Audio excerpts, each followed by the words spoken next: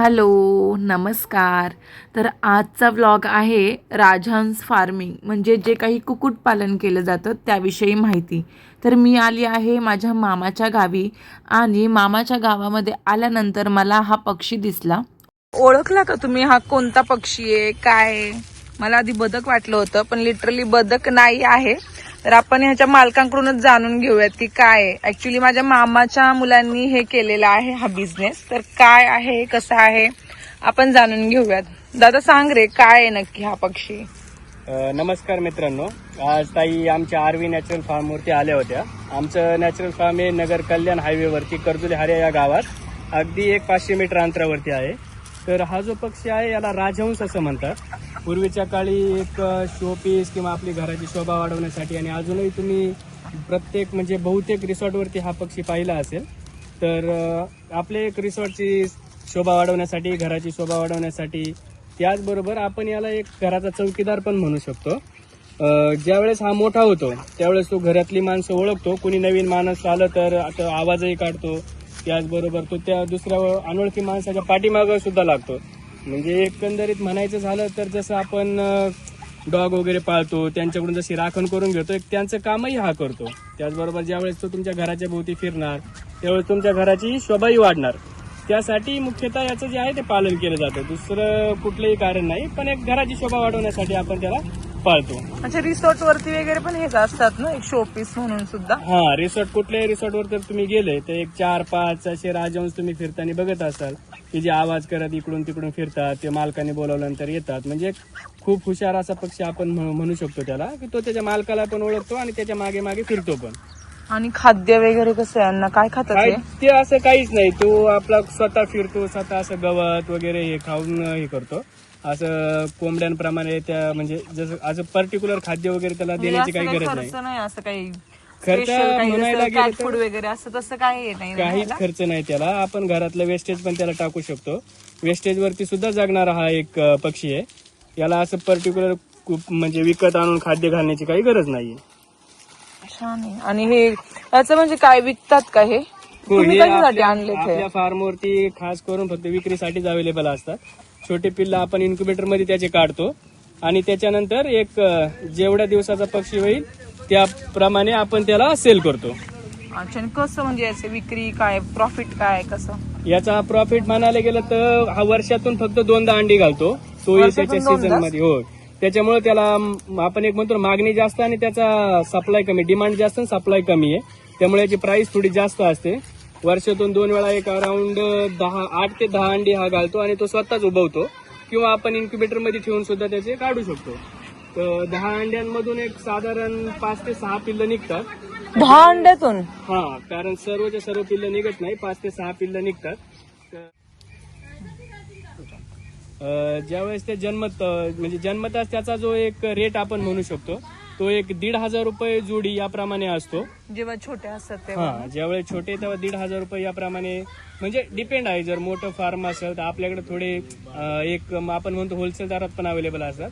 छोटे छोटे फार्मवाले जरा जास्त रेटने विकतात आणि त्याचा फक्त आपण एक म्हणू शकतो की ज्यावेळेस ते जन्म घेतात त्यावेळेस नर आणि मादा ओळखणं थोडं कठीण असतं. पण तरी आपण आपल्या अंदाजेप्रमाणे एक ओळखून त्याप्रमाणे एक जोड विकली जाते नर आणि मादीची. आणि ती जोड कशी विकता मग तुम्ही, म्हणजे काय रेट? 1,500 रुपये रेट प्रमाणे आपण किरकोळाच्यात लहान विकतो. असतं ना? लहान असताना. पण मोठे ज्यावेळेस मोठं आता हे जे आहेत, हे जे अवेलेबल आहेत हे आता सध्या आपण एक 2,500 रुपये जोडीप्रमाणे देतो. तर कोणाला पाहिजे असेल तर कॉन्टॅक्ट करून ते घेऊन जाऊ शकतात. याच्यामध्ये ऑलमोस्ट आता अर्धे सोल्ड पण झालेत. 2-4 दिवसात जाणार आहेत आणि फक्त 1-2 फक्त बाकी आहेत. अच्छा, जर कोणाला हवा असेल तर नक्की कॉन्टॅक्ट करा. कॉन्टॅक्ट डिटेल मी तुम्हाला स्क्रीनवरती देईल किंवा डिस्क्रिप्शन बॉक्समध्ये मी डिटेल्स मेन्शन करेल. तर नावही मेन्शन करेल. आणि आपल्या फार्मचं नाव काय बोलले? RV natural farm. RV natural Rajhans, farm. बदक आणि त्याचबरोबर गावरान कुक्कुटपालन पण आपल्याकडे असतं.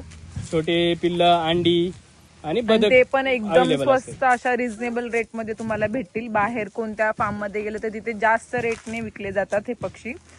तर ज्या कोणाला हवा असेल तर प्लीज जो काही कॉन्टॅक्ट नंबर देईल त्यावरती संपर्क साधा.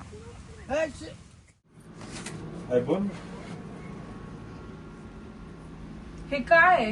राजहंसची अंडी आहे. इन्क्युबेटर म्हणतात. आपण राजहंसची अंडी, बदकची अंडी आणि आपल्या गावरान कोंबड्यांची अंडी याची पिल्लं यामध्येच काढतो आपण. आणि ही मशीन म्हणजे त्याची त्याला इन्क्युबेटर म्हणतात. अच्छा, त्या अंडी हे गेली का याच्यात ठेवायची.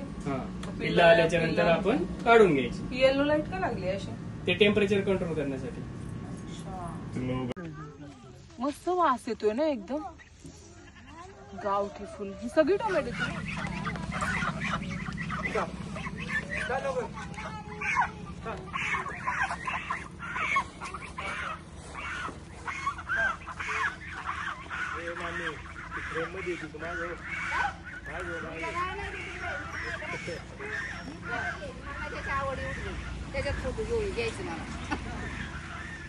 मालक गेला, पोरं पण गेली.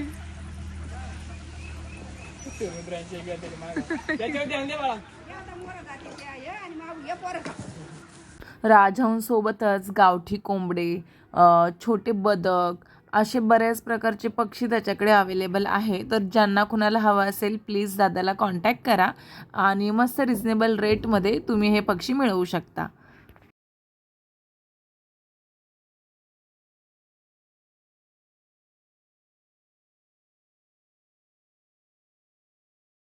गावी उन्हाळ्यामध्ये यायचं बोललं की खास जे अट्रॅक्शन असतं ते म्हणजे आंब्यांचं. पण नुकतंच मार्च महिना असल्यामुळे कैऱ्या लागलेल्या आहेत, पण अजिबात पिकलेल्या वगैरे नाही आहेत. त्यामुळे फक्त कच्च्या कैरीचा स्वाद घेतला आणि मस्तपैकी जेवण आवरून घरी निघाले. तर महत्त्वाची गोष्ट अशी की मामीने नेमकी काय काय झाडं लावली आहेत ते पण बघायचं होतं. त्यामुळे शेती वगैरे सर्व काही फिरून बघितलं. खूप दिवसांनी आल्यामुळे बऱ्याच गोष्टी काही अशा वेगवेगळ्याच वाटत होत्या खूपच. आणि महत्त्वाचं म्हणजे की मामाचं गाव आणि माझ्या पप्पांचं गाव म्हणजे माझं माहेर हे दोन्ही एकच आहे.